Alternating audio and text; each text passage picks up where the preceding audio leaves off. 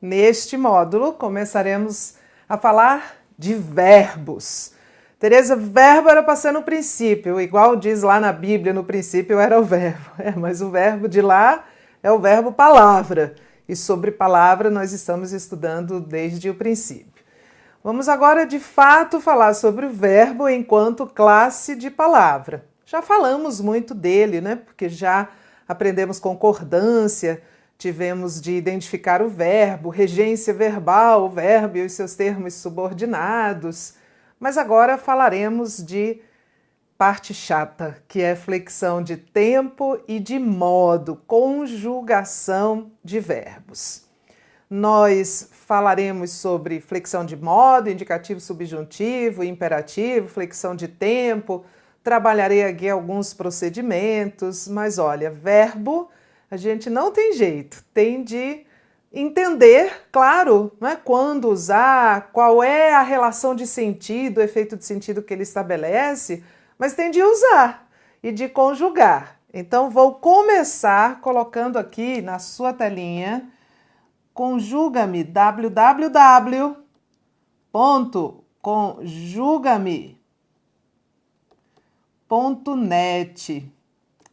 É muito bacana este site, porque você nele coloca um verbo no infinitivo, nome do verbo, e ele dá todas as flexões de tempo, de modo, de pessoa, de número.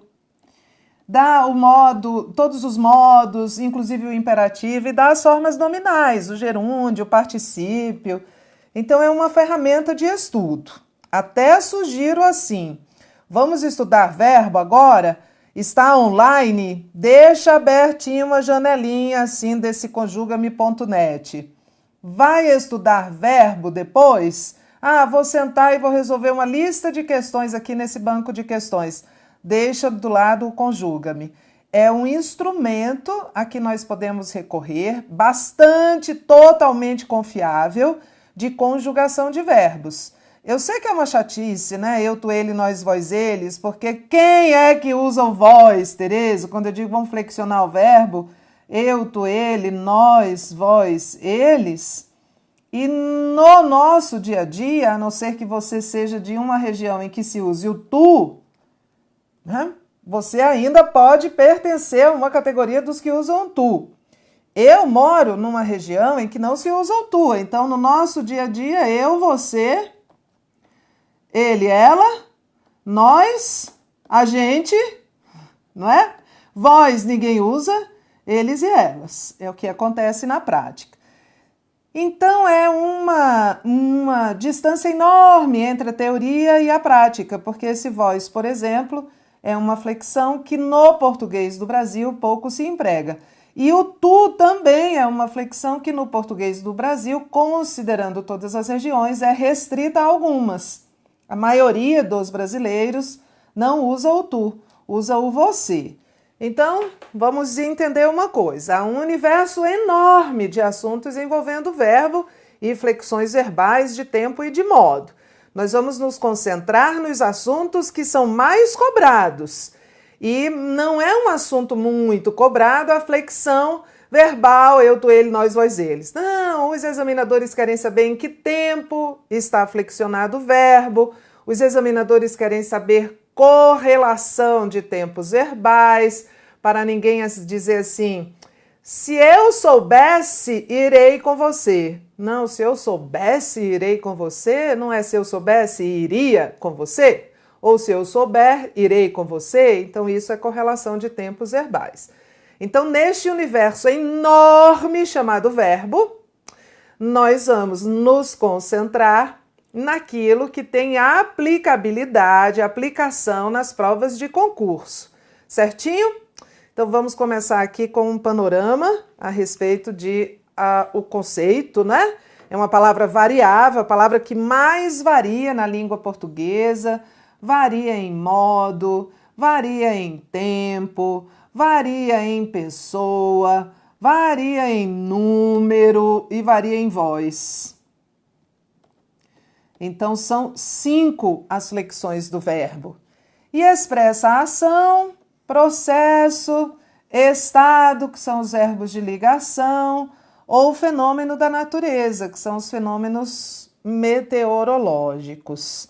O cliente discutiu com o vendedor. Discutiu é um verbo. Indica uma ação praticada pelo cliente. Gostamos de gramática. Gostamos é um verbo. Indica um processo. Não é uma ação de gostar. Eu pratico a ação de gostar. Não, eu pratico a ação de discutir. Eu pratico a ação de estudar. Eu pratico a ação de falar. Mas gostar é um processo. É um verbo. Flexiona-se no tempo, em modo, em pessoa. O povo brasileiro está indignado com a corrupção. É um verbo. Indica um estado. É um verbo de ligação. Liga o sujeito ao predicativo do sujeito. Sujeito, verbo de ligação, mais predicativo do sujeito. É quase uma equação sintática de tão frequente. Choveu no Rio Grande, mas não nevou. Choveu e nevou são verbos. São verbos que indicam fenômenos da natureza, fenômenos meteorológicos. São chamados de verbos impessoais. Então, os verbos indicam ação, processo, estado ou fenômeno. Os verbos que indicam estado são os verbos de ligação. Certinho? Conceitos gerais de verbo. Formas nominais do verbo. As formas nominais do verbo são 3. As formas nominais do verbo são o infinitivo, que é o nome do verbo. Quando você quer saber a conjugação de um verbo lá no Conjuga-me, você digita numa janelinha o nome do verbo e o nome do verbo é o infinitivo. Gerúndio, que é uma forma nominal do verbo. O gerúndio, que é o NDO, estudando, falando, construindo. E o particípio, que é também uma forma nominal do verbo. Vou botar um E aqui, porque é um rol taxativo. Infinitivo, gerúndio e particípio. O particípio, que é aquele que, para o particípio regular, tem uma terminação ado ou ido. Estudado, sorrido. São formas nominais do verbo. Quando elas aparecem nas orações, sem conectores, as orações são chamadas de orações reduzidas. Certinho? Conjugação verbal. Conjugação verbal, a que conjugação os verbos pertencem? Então, os verbos podem pertencer à primeira conjugação, que são aqueles que terminam em AR, cantar, estudar, namorar, contemplar, gostar, fabricar. É a maioria dos verbos em português é de primeira conjugação. Segunda conjugação, que são os verbos que terminam em ER, e os verbos que terminam em IR, IR é a terceira, OR. Então, ter e os verbos dele derivados, manter, deter, escrever, são verbos de segunda conjugação, e os verbos por, com acento, o verbo por, no infinitivo tem acento, para diferenciar de por preposição, um dos poucos acentos diferenciais que existem na língua portuguesa atualmente. Supor, são todos de segunda conjugação. Tereza, mas olha, a segunda conjugação eu achei que fosse a segunda vogal, A, E, I, O, U. Primeira conjugação, primeira vogal, segunda conjugação, ER. Mas entram os que terminam em OR. Sabe por quê? Porque num passado muito distante, o verbo por não era verbo por, era verbo poer. Num passado muito distante da língua portuguesa, os verbos que terminam em OR, na verdade, terminavam em OER. Então, eles são, historicamente, verbos da segunda conjugação. Com o passar do tempo, ao longo dos anos, dos séculos, esse é desapareceu e aí só ficou por. por uma questão de eufonia, o bom som. Mas aí está a origem o motivo, né, a justificativa de os verbos terminados em OR pertencerem à segunda conjugação, porque todos eles um dia já terminaram em OER. E os verbos da terceira conjugação, que são os verbos que terminam em ir. Partir, sorrir, são os verbos que terminam em IR. Partir, sorrir, esculpir. São poucos. A maioria dos verbos termina em AR, são verbos da primeira conjugação. Depois, os verbos de segunda conjugação, terminados em ER. E depois, em termos de quantidade na língua, os verbos terminados em IR. Não há verbos terminados em UR. Então, não há verbos nem da quarta e nem da quinta conjugação, né? Da quarta conjugação seria os terminados em OR, mas pelo motivo que eu já apresentei, eles estão na segunda. Verbos regulares, irregulares e anômalos. Anômalos, nós temos dois verbos, unanimemente anômalos, o verbo ser e o verbo ir. Cada pessoa de cada tempo se conjuga de uma maneira diferente. Não há nenhum padrão. Eu sou, tu és, ele é, nós somos.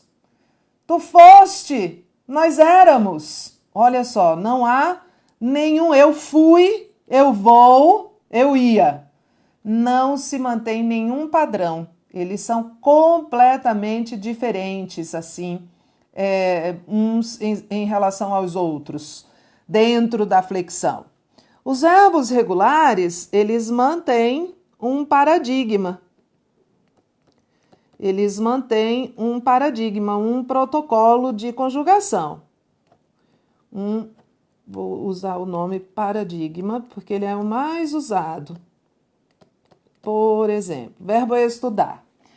Em todos os tempos, de todas as pessoas, de todos os modos, o verbo estudar mantém, primeiro, um elemento fixo, que se chama radical, que está presente em todos. Estudar, estudo, estudei,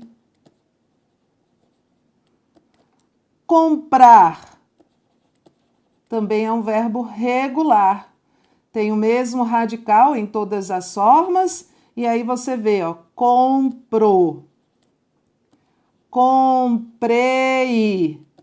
São verbos que, para os tempos e os modos, apresentam as mesmas terminações. Então, todos os verbos regulares de primeira conjugação se conjugam, por exemplo, no pretérito perfeito do indicativo, na primeira pessoa com esse ei. Estudei, comprei, adorei, manifestei, namorei, amei.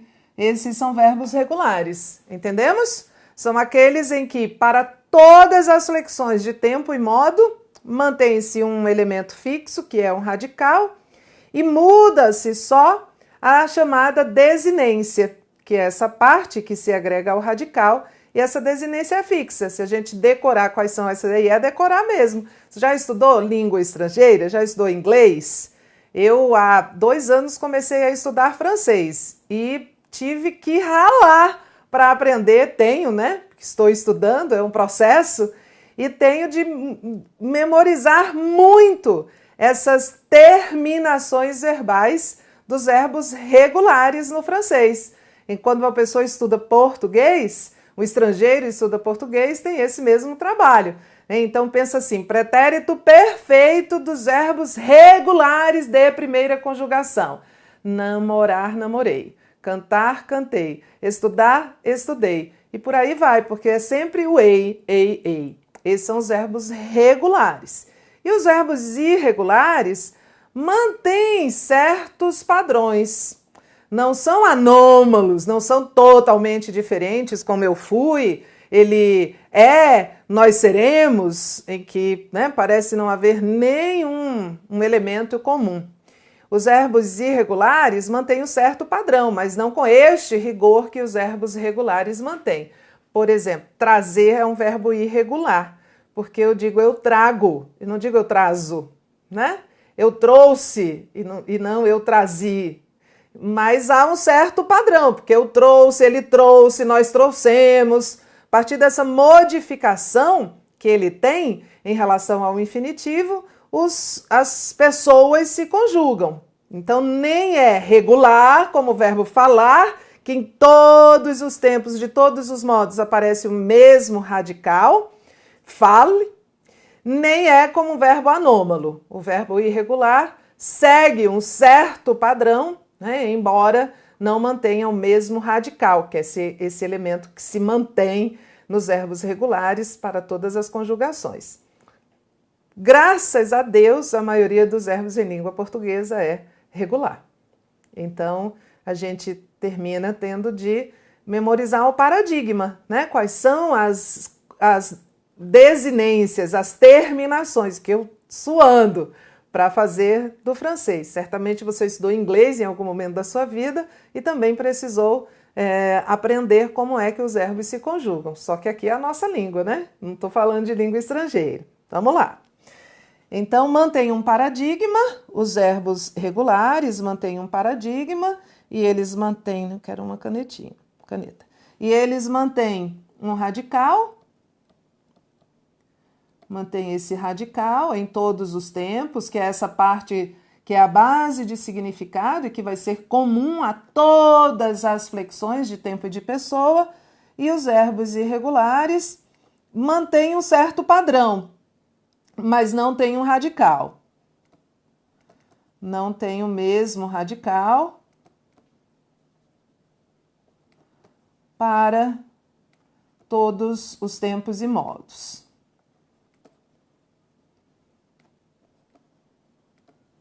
Trazer é um verbo, é um exemplo de verbo irregular. Verbos anômalos nós temos dois, o verbo ser e o verbo ir, que não seguem qualquer paradigma, qualquer lógica, digamos assim, de conjugação.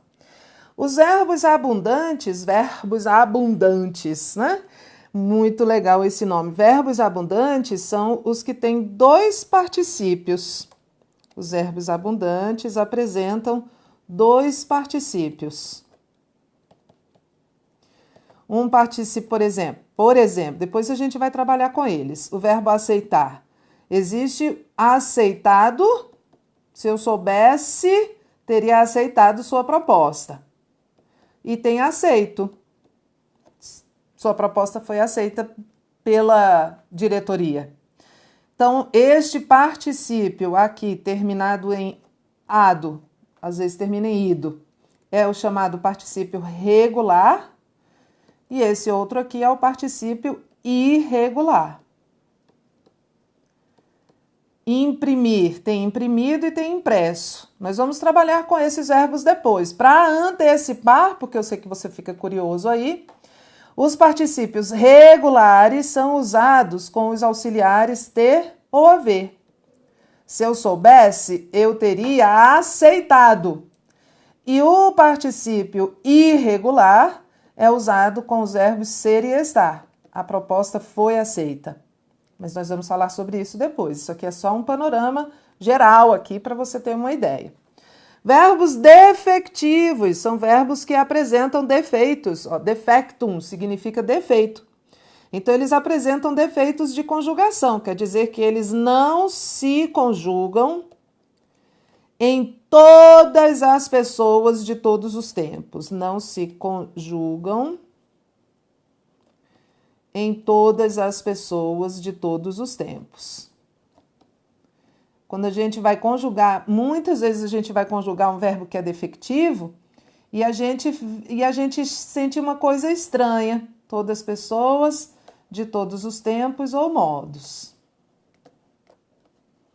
Por exemplo, como é que você diria como é que você diria o verbo colorir no presente do indicativo do verbo colorir? Não existe. Não existe eu coloro, não existe eu coluro, não existe.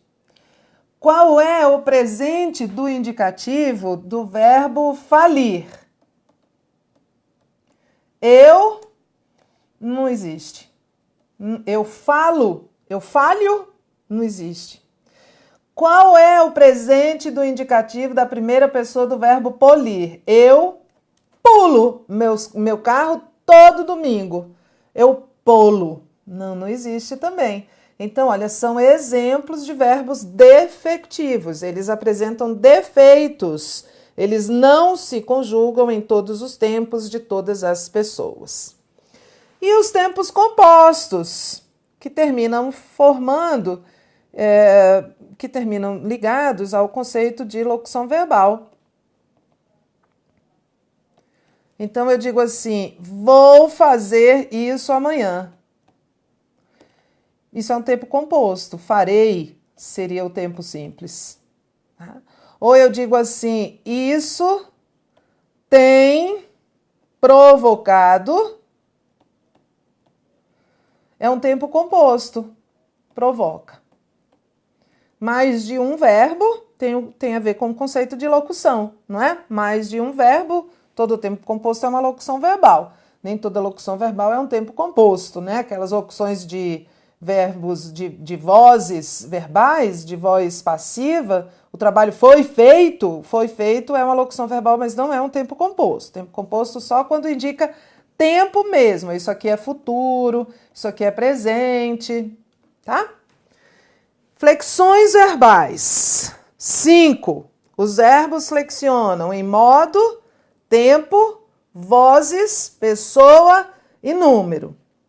Isso aqui são assuntos que não são contemplados agora, porque vozes verbais já há um módulo só para elas. Flexão de pessoa e número é concordância. Então, neste módulo agora, em que nós estamos falando de verbo, nós vamos falar basicamente de flexão de modo e de tempo. Flexão de número e de pessoa é regra de concordância. O verbo concorda com o sujeito em número e em pessoa. Flexão de modo, modo indicativo, subjuntivo e imperativo. Qual é a diferença, Tereza? O modo indicativo indica uma certeza, um fato.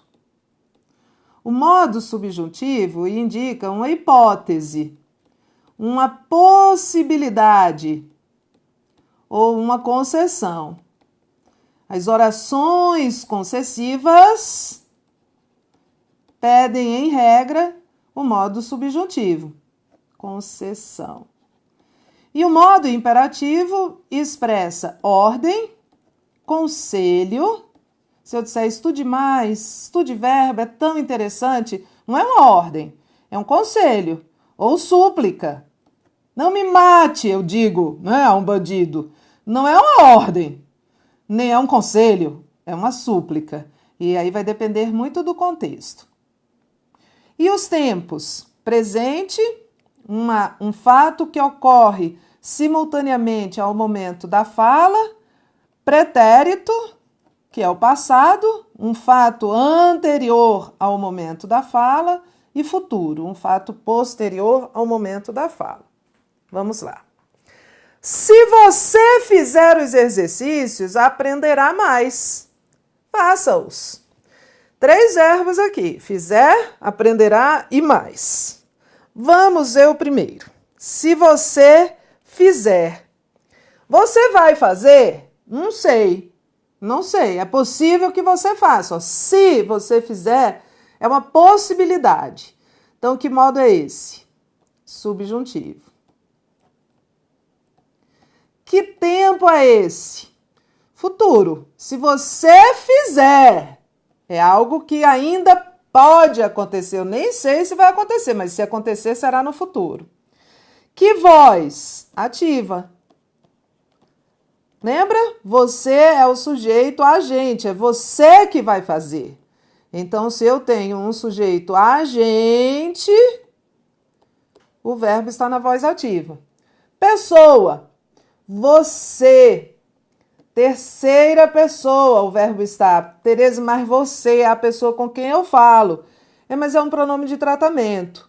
Todos os pronomes de tratamento levam o verbo a concordar na terceira pessoa. Então, o verbo está na terceira pessoa. Do singular. É você, não é vocês. Singular. Vamos para o segundo verbo. Aprenderá mais. Aprenderá está em que modo? Modo indicativo, que é uma certeza. Eu não sei se você vai fazer os exercícios, mas se você fizer, aprenderá. É certo que você aprenderá. Modo indicativo. Tempo, futuro. Aprenderá, futuro. Futuro relacionado com futuro, já é correlação verbal. Voz, ativa. Você aprenderá. Você é o sujeito, continua a ser o sujeito, elíptico aqui, oculto, e você aprenderá. Voz ativa. Terceira pessoa, que é o mesmo sujeito, do singular. Faça-os. Faça! Não é um conselho? Posso dizer que é uma ordem. Não estou ordenando. É um conselho. Então, modo imperativo. O modo imperativo não se classifica em tempo. O modo imperativo se classifica em forma. E tem modo imperativo afirmativo, como este aqui, ou modo imperativo negativo. Não os faça. Né?